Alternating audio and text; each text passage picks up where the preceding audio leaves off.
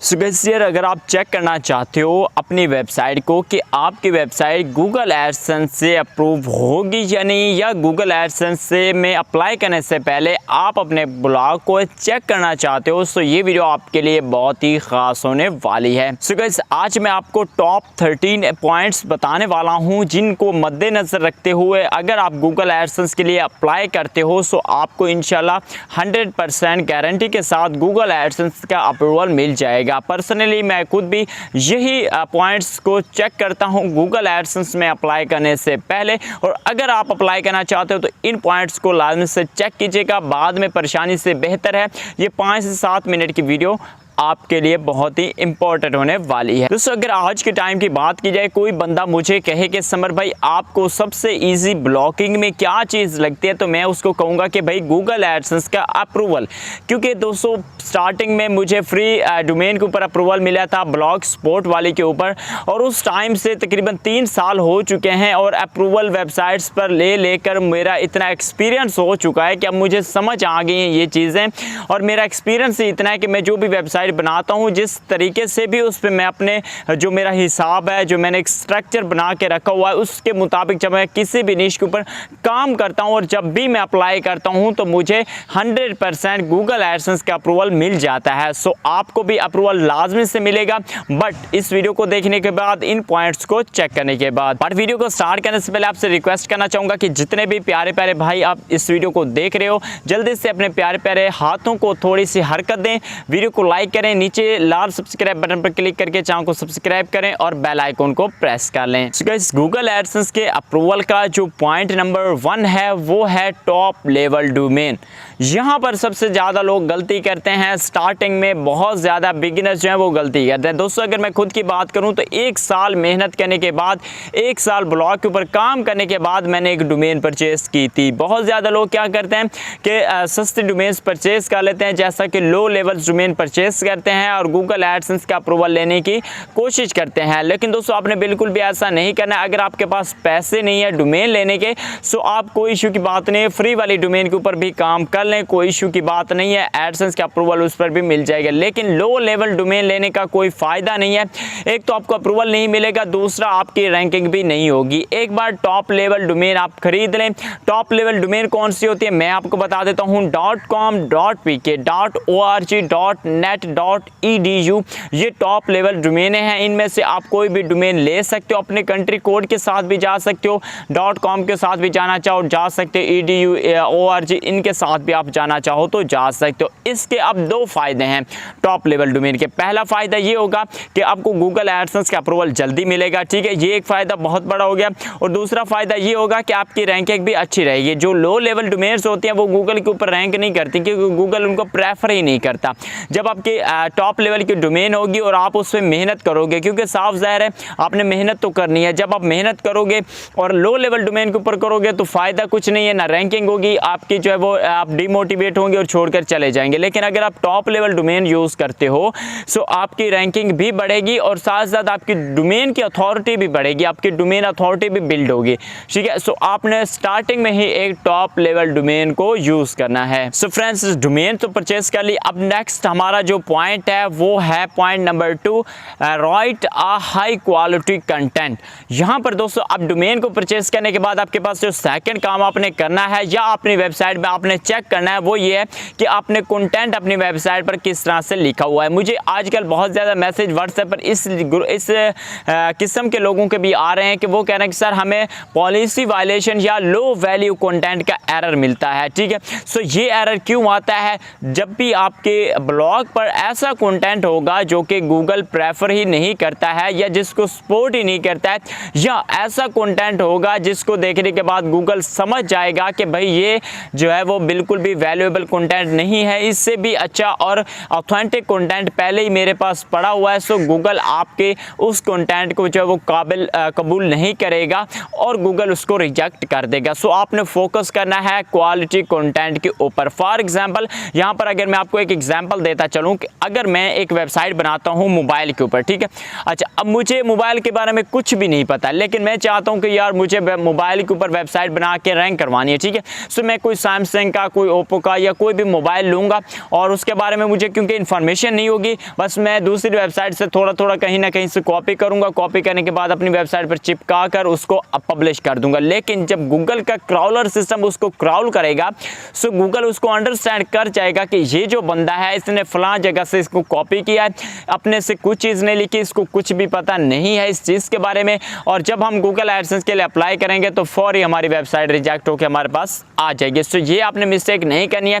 High quality content अपनी website पर provide करना है, जिस उस निश के ऊपर काम करें, उस टॉपिक पर काम करें जिसके ऊपर आपको पता है, आपको अच्छे से नॉलेज है, उस निश के ऊपर काम करें। ये सो पॉइंट नंबर जो 3 है हमारा वो है ऑप्टिमाइज योर ब्लॉग पोस्ट। ठीक है, ब्लॉग पोस्ट लिखने के साथ साथ आपको उनको ऑप्टिमाइज भी करना है। ऑप्टिमाइज किस तरह से करना है मैं आपको बताता हूँ। सबसे पहले तो आपको एक मेटा डिस्क्रिप्शन लाजमी से हर पोस्ट में लिखनी है। मेटा डिस्क्रिप्शन का अगर आपको नहीं पता तो जल्दी से कमेंट बॉक्स में जाकर मुझे बताएं, मैं आपको बताऊंगा कि मेटा डिस्क्रिप्शन क्या होती है, या इंशाल्लाह मैं कोशिश करूंगा कि नेक्स्ट वीडियो इसके ऊपर बना के आपके साथ शेयर कर दूं। सो आपने मेटा डिस्क्रिप्शन लाजमी से ऐड करनी है, अपने पोस्टों में टैग्स लाजमी से यूज़ करने हैं, लेबल्स लाजमी से यूज़ करने हैं।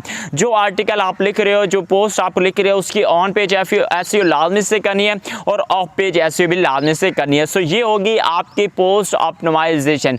आपने लाजमी से पोस्ट को ऑप्टिमाइज करना है ताकि गूगल के सर्च में जाए, गूगल के क्राउलर सिस्टम उसको समझ सकें। आप जब वो समझेंगे सो आपकी पोस्ट को रैंक करेंगे, जब रैंक करेंगे तो आपकी वेबसाइट पर ट्रैफिक आएगी।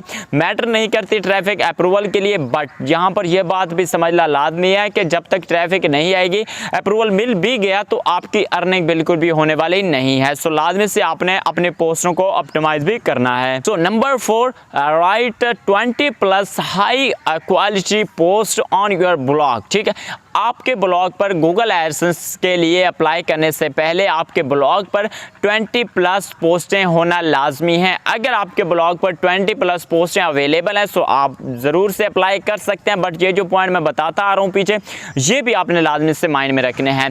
अब 20+ पोस्टें होना ज़रूरी नहीं है कि 20 हो, इससे ज़्यादा जितनी होंगी बेस्ट है, बट हाई क्वालिटी की होनी चाहिए। ठीक है, हाई क्वालिटी में ये है कि आपकी पोस्टें इंडेक्स भी होनी चाहिए। ठीक है, बल्कि जब आप हाई क्वालिटी की लिखोगे, अच्छी पोस्टें लिखोगे, कॉपी नहीं करोगे सो इंडेक्स ऑटोमेटिकली होंगी, इसमें कोई इशू की बात नहीं है। मैंने कल एक शॉर्ट वीडियो बनाकर अपलोड की थी जिसमें बताया था कि 48 मिनट्स में, यानी कि 1 घंटे से पहले मेरी पोस्टें जो है वो इंडेक्स हो गई थी।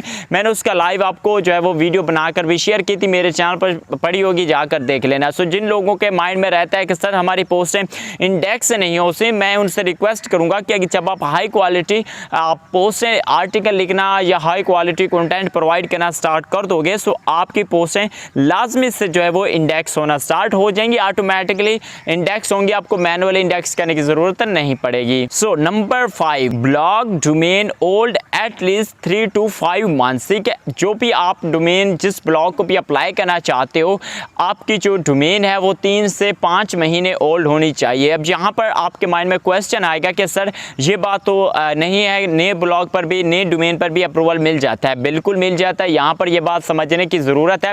पहली बात तो यह है कि आपको अपने से सोचें कि आपको गूगल एडसेंस का अप्रूवल क्यों चाहिए। गूगल एडसेंस का अप्रूवल लेना है आपको अर्निंग के लिए। ठीक है, सो अर्निंग कब होगी? जब आपके ब्लॉग पर ट्रैफिक आएगी, जब आपके ब्लॉग पर विजिटर्स आएंगे। सो आपके ब्लॉग पर विजिटर्स उस वक्त आएंगे जब आपकी पोस्टें रैंक होंगी। सो आपकी पोस्टों को रैंक होने में थोड़ा टाइम लगेगा। जब आप काम करोगे ब्लॉग पर तो 3 से 4 मंथ या 5 मंथ आपके ब्लॉग को लगेंगे थोड़ा रैंक होने में। ठीक है, सो उस वक्त तक आप वेट कर लें, थोड़ा ब्लॉग को रैंक कर लें, ईजी कर लें, क्योंकि अगर आपको अप्रूवल मिल गया तो आपकी अर्निंग बिल्कुल भी नहीं होगी स्टार्ट में। ठीक है, और आप डिमोटिवेट होकर अपने ब्लॉग को छोड़कर चले जाओगे। सो उससे बेस्ट है कि अपने डोमेन को थोड़ा ओल्ड होने दे। एक तो एडसेंस के अप्रूवल में आसानी रहेगी क्योंकि न्यू डोमेन्स पर अप्रूवल मिल जाता है, बट बाज़ औक़ात मुश्किल रहता है। सो थोड़ा डोमेन होने दें, अपने ओल्ड होने दें डोमेन को। सो उससे आपके बहुत ज़्यादा बेनिफिट होंगे, आपकी वेबसाइट की रैंकिंग भी होगी, ट्रैफिक भी होगी। आपका अप्रूवल जैसे ही मिलेगा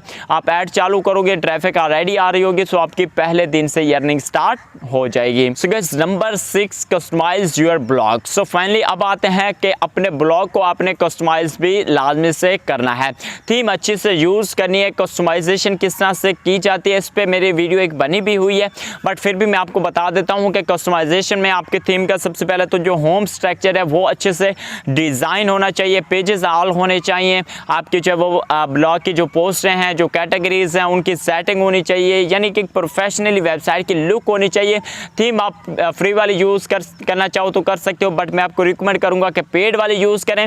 पेड वाली थीम को डाउनलोड करने के लिए आपने सिंपल यूट्यूब पर जाना है, सर्च करना है premium template /summer Ali TV, ठीक है। ये सिंपली आप सर्च करो, जैसे कि यहाँ पर शो हो रहा है आपको ये वाली जो वीडियो है ये जाकर प्ले करके देख लेनी है। इसमें मैंने डाउनलोडिंग लिंक लगाया हुआ है, आप वहाँ पे जाकर डाउनलोड कर सकते हो। सो बेस्ट टेम्पलेट्स हैं, इनको लाजमी से यूज़ कीजिएगा। सो नंबर 7 पर बात आती है यूज़ एडसेंस फ्रेंडली कंटेंट। अब बहुत सारे लोग ऐसा कंटेंट लिखते हैं जिनको गूगल सपोर्ट नहीं करता, एडसेंस सपोर्ट नहीं करता। सो आपने उन कंटेंट से बचना है, यानी कि डाउनलोडिंग साइट होगी उन पे एडसेंस का अप्रूवल नहीं मिलता, ठीक है। और उसके अलावा कोई सेक्सुअल कंटेंट हो गया या इस तरह का जो कंटेंट होता है, ठीक है, फेक न्यूज़ वगैरह या इस तरह का स्कैमर्स वगैरह, उसके बाद हैकिंग वगैरह, सो इस तरह के कंटेंट के ऊपर एडसेंस का अप्रूवल नहीं मिलता है। सो आपने ये चीज़ ध्यान में रखनी है, आपकी कोई भी पोस्ट आपके ब्लॉग पर इस तरह की नहीं चाहिए, वरना आपको एडसेंस का अप्रूवल नहीं मिलेगा। सो नंबर 8 पर है क्रिएट पॉलिसी पेजेस, ठीक है। आपके ब्लॉग पर पेजेस लाजमी से होने चाहिए। अगर आप अप्लाई कर रहे हो तो चेक कर लो आपके जो पेजेस हैं, about us, contact us, privacy policy, disclaimer और साइट मैप का जो पेज है वो आपने अच्छे से क्रिएट किया हुआ है, अच्छे से, बिल्कुल अच्छे से क्रिएट किया हुआ है। सो बेस्ट है, उनको टॉप नेविगेशन में भी आपने ऐड कर देना है और उसके अलावा फुटर में भी ऐड कर देना है। सो 2 जगह पर आपके पेजेस लाजमी से ऐड होने चाहिए, उसके बाद ही आप गूगल एडसेंस के लिए अप्लाई कीजिएगा। सो नंबर 9 है कि रिमूव अदर एड नेटवर्क्स। तो दोस्तों अगर आप गूगल एडसेंस से पहले किसी और एड नेटवर्क को यूज़ कर रहे हो अपनी साइट पर इस वक्त, सो गूगल एडसेंस को लिए अप्लाई करने से पहले आप उन एड नेटवर्क्स को रिमूव कर दें, क्योंकि गूगल एडसेंस अलाउ नहीं करता कि आप गूगल एडसेंस के साथ किसी और नेटवर्क को भी यूज़ करें। हाँ, 1-2 नेटवर्क हैं जिनको यूज़ कर सकते हो, बट अप्रूवल के बाद उनको लगा लेना, बट अप्रूवल से पहले या अप्लाई करने से पहले आप उनको लाजमी से रिमूव कर दो। नंबर 12 पर है चेक यूर ट्रैफिक सोर्स। जब भी आप गूगल एडसेंस के लिए अप्लाई करो, पहले अपनी ट्रैफिक सोर्स को चेक कर लो कि आपकी जो ट्रैफिक है वो सोशल मीडिया की है या ऑर्गेनिकली है। सो यहाँ पर अगर आपकी टोटली ट्रैफिक सोशल मीडिया से आ रही है, फेसबुक वगैरह से आ रही है, सो आपको गूगल एडसेंस का अप्रूवल लेने में मुश्किल आ सकती है। अपनी ट्रैफिक को आपने चेक करना है, ऑर्गेनिक ट्रैफिक थोड़ी बहुत लेके लाजमी से आनी है गूगल एडसेंस का अप्रूवल लेने के लिए और अप्लाई करने से पहले। सो अपने ब्लॉग पर जाकर चेक करें, अगर आपकी गूगल एडसेंस ट्रैफिक जो है वो ब्लॉग पर ट्रैफिक सोशल नेटवर्क से आ रही है, सो आप अभी बिल्कुल भी गूगल एडसेंस के लिए अप्लाई ना करें। सो फाइनली दोस्तों हमारा अब आ गया है लास्ट स्टेप, और लास्ट स्टेप जो आपने करना है वो ये है कि आपकी जो ब्लॉग है, जो आपकी नीश है, वो उस लैंग्वेज की होनी चाहिए जिसको गूगल सपोर्ट करता है, गूगल एडसेंस सपोर्ट कर रहा है, ठीक है।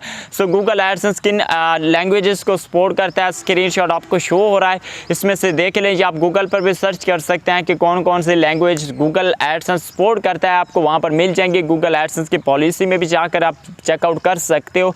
सो आपकी जो नीश है, जो आपके लैंग्वेज है आपके ब्लॉग की, वही होनी चाहिए जो जिन लैंग्वेजेस को गूगल एडसेंस जो है वो सपोर्ट करता है। सो आई होप कि ये वीडियो आपको पसंद आई होगी, शॉर्ट सी वीडियो थी, इंशाल्लाह आपको अच्छी लगी होगी। वीडियो अच्छी लगी तो वीडियो को लाइक करें और चैनल पर नए सब्सक्राइब करके बेल आइकन को दबा लो। जो चीज़ पूछनी है जल्दी से कमेंट बॉक्स में पूछो या हमें व्हाट्सएप पर ज्वाइन करके वहाँ पर भी पूछ सकते हो। सो वीडियो को देखने का बहुत बहुत शुक्रिया। अल्लाह हाफिज़।